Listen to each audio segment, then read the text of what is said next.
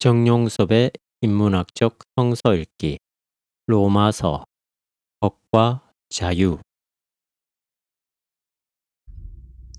23. 몸의 예배. 12장 1절에서 8절. 몸. 로마서 11장 마지막 단락에서 하나님은 만물의 권원이고 유지시키는 힘이고 목표라는 점이 지적되었습니다. 그것은 기독교 사상의 우주론적 깊이를 철학적 표현 방식으로 언급한 것이라 할 수 있습니다. 이런 인식에 근거해서 바울은 이제 기독교인들의 예배가 단순히 일정한 장소와 시간에 한정되는 게 아니라 일상적인 삶 자체에서 실현되어야 한다는 점을 진술합니다. 그것은 곧 몸으로 드리는 영적인 예배입니다. 이 말은 초기 기독교의 세례와 연관됩니다. 그들은 세례를 통해서 몸까지 포함한 기독교인의 삶 전체가 세상으로부터 구별된다고 보았는데, 그것이 곧 예수 그리스도가 십자가에 달리셨던 것처럼 자기 자신을 제물로 드리는 것이라고 생각했습니다. 그런데 여기서 우리가 주목해야 할 점은 초기 기독교인들이 인간의 영혼과 몸을 이원론적으로 간주하지 않고 통전적으로 보았다는 사실입니다. 그래서 오늘 바울도 로마 기독교인들로 하여금 몸을 산 제물로 하나님께 드리라고 권고합니다.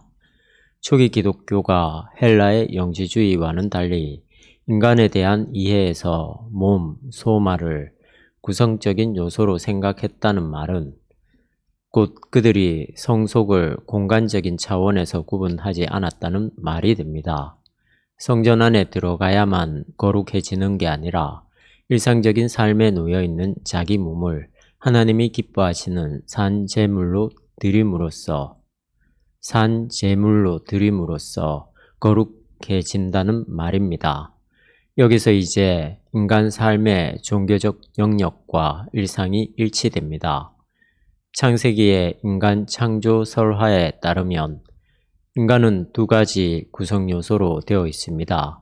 하나는 흙이며 다른 하나는 영입니다. 흙은 인간이 자연의 소산물이라는 점을 가리키며 영은 그것을 초월하는 인간의 속성을 가리킵니다. 간혹 창조과학회에 속한 학자들이 진화론을 무조건 공격하는 경우가 있는데, 그 이유는 그들이 성서를 문자적으로만 접근하고 그 근본 의미를 잡아내지 못하기 때문이기도 하고, 더 근본적으로는 그 문자적 의미마저도 놓쳐버리기 때문이기도 합니다. 인간이 흙으로 만들어졌다는 성서의 증언은 곧 인간의 몸이 자연의 소산이라는 뜻입니다. 진화론이 말하려는 핵심도 역시 인간은 자연의 진화 과정을 통해서 생성되었다는 이론이기 때문에 자연이라는 점에서 서로 일치합니다. 그런데 창조론에 의하면 인간은 그 자연적 속성 안에 영의 힘이 개입했습니다. 하나님의 숨 또는 바람을 의미하는 루아흐가 인간 내부에 투입됨으로써 이제 인간은 명실상부하게 살아있는 영이 되었습니다. 따라서 인간은 자연의 재료로 만들어졌을 뿐만 아니라 그 자연을 초월하는 영의 힘으로 만들어졌다는 말이 됩니다. 이렇게 인간이 자연과 초월이라는 두 가지 속성으로 구성되어 있다는 사실이 분명하다면 창조론과 진화론이 굳이 상대방을 굴복시켜야 할 대상으로 여길 필요는 전혀 없습니다. 인격. 우리 자신을 하나님에게 제물로 드리는 것이 영적인 예배라는 바울의 말을 좀 더 실제적으로 이해하기 위해서 우리는 인간의 몸과 영이 어떻게 결합되어 있는지 질문할 필요가 있습니다. 우리가 개념적으로 그 두 요소를 구분할 뿐이지 실제로 구분하기는 불가능합니다. 몸 없이 영혼만 존재할 수 있는지, 또한 인간이 죽을 때 몸과 영혼이 갈라지는 것인지, 아직 우리가 정확하게 모르는 가운데 이런 문제를 실증적으로 해명하기는 어렵습니다. 물론 인간이 죽을 때 영혼이 몸에서 떠난다고 말합니다만 죽음이 반드시 그 둘 사이를 분리하는 것이라고 단정할 수는 없습니다. 우리의 죽은 몸이 썩는다는 사실만 본다면 분명히 몸과 영혼이 분리되는 것 같지만 여기서 우리의 영혼이 어떻게 되는지 우리가 지금 정확하게 모르기도 하고 또한 몸이 썩는다는 게 곧 우리가 모르는 방식으로 새로운 몸으로 변화되는 과정일 개연성이 있다는 점에서 죽음을 무조건 몸과 영의 분리라고 볼 수 없다는 말씀입니다. 인간의 몸과 영이 어떻게 결합되어 있는가에 대한 질문은 근본적으로 우리의 인식을 뛰어넘습니다. 의과대학의 해부학 교실에서 몸을 분해해 보았자 거기에서 영이 손에 잡히는 게 아닙니다. 분명히 몸과 영의 결합이 바로 인격이라고 말할 수는 있지만 어떤 식으로 결합된 것인지에 대해서는 말문이 막히게 됩니다. 그런 점에서 인간의 생명은 신비입니다. 이렇게 우리가 모르는 방식으로 몸과 영이 결합된 존재가 곧 인간이며 이런 성격을 가장 단적으로 나타내주는 개념이 곧 인격입니다. 우리는 몸과 영이 결합되어 있을 때만 인격이라고 부릅니다. 육체만이 아니라 하나님의 수민, 영이 그 육체에 결합됨으로써 우리 모든 사람들은 각자가 고유한 인격체가 됩니다. 이런 점에서 인격은 단지 영이나 몸만이 아니라 그 모든 것을 동시에 갖춘 상태를 일컫습니다. 그래서 바울은 몸을 하나님께 살아있는 제물로 드리라고 가르칩니다. 여기서의 몸은 곧 인격체로서의 자기 자신을 일컫습니다. 단순히 예배 시간을 지키는 것에 머무는 게 아니라 자기 인격 자체를 하나님께 제물로 드리는 게 곧 영적 예배입니다. 마음. 바울은 그런 영적인 예배를 2절에서 좀 더 구체적으로 설명합니다. 여러분은 이 세상을 본받지 말고 마음을 새롭게 하여 새 사람이 되십시오. 그리하여 무엇이 하느님의 뜻인지, 무엇이 선하고 무엇이 그분 마음에 들며 무엇이 완전한 것인지를 분간하도록 하십시오.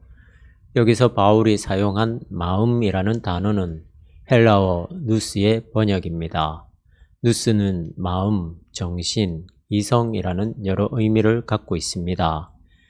아낙사고라스는 누스를 가리켜 물질보다 우월하고 물질의 운동, 형태, 생명을 부여하는 원리라고 했습니다.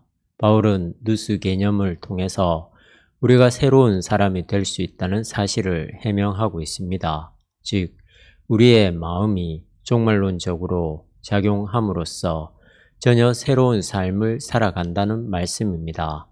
하나님의 뜻이 무엇인지 알 수 있고 무엇이 선한지, 무엇이 하나님의 마음에 들며 무엇이 완전한 것인지 분간할 수 있다고 말입니다.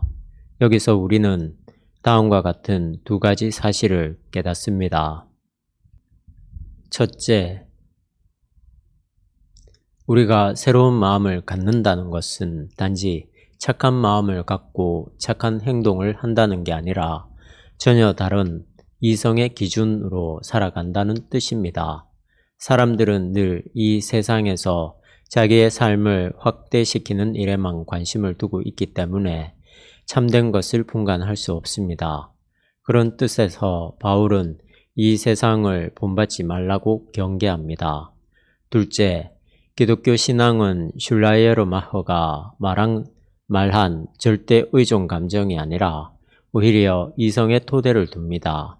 일견 기독교 신앙은 절대자이신 하나님을 무조건 믿는 행위이기 때문에 이성보다는 감정이 상위로 작용할 것 같지만 사실상 초기 기독교는 오늘 본문에서 바울이 헬라 철학에서 사용되던 용어인 누스를 빌려왔다는 사실에서도 확인할 수 있듯이 옳고 그름을 합리적으로 판단할 수 있는 이성을 중요한 인식론적 토대로 삼았습니다.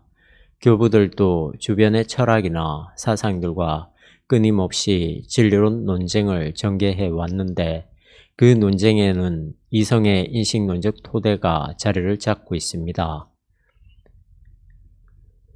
카리스마의 원리. 바울은 신앙의 차원을 전체 삶의 영역으로 확대시킨 다음에 구체적인 삶을 어떻게 받아들여야 하는지에 대해서 설명합니다. 기본적으로 기독교인의 삶은 은총론에서 해석됩니다. 자연의 소산인 몸도 궁극적으로 하나님의 은총이며 영은 더 말할 나위 없이 그의 은총입니다. 그런데 은총은 다시 은사론, 카리스마로 연결됩니다. 여러분은 자신을 과대평가하지 말고 하느님께서 각자에게 나누어 주신 믿음의 정도에 따라 분수에 맞는 생각을 하십시오. 3절 후반절. 바로 여기에 카리스마의 본질과 원리가 다 포함된 게 아닐까 생각됩니다. 카리스마는 자기를 나타내는 수단이 아니라 봉사의 수단일 뿐인데도 불구하고 사람들은 그 사실을 놓치는 경우가 많습니다. 이것을 바울의 표현에 따라 설명한다면 사람들이 자기를 과대평가한다는 의미입니다. 아마 로마 교회 안에 그런 사람들이 적지 않았을 것입니다. 자신의 능력을 봉사의 기회로 알기보다는 자랑의 기회로 여기는 사람들 말입니다. 거꾸로 사람들은 남에게 나설 만한 카리스마가 없을 경우에 불안하게 생각하고 열등감에 빠질 수도 있습니다. 이것도 역시 자기를 과대평가하는 것 못지않게 위험합니다. 만약 카리스마를 순전히 봉사의 기회로 한다면 그것이 뛰어나건 못나건 드러나건 않건 아무 상관이 없을 것입니다.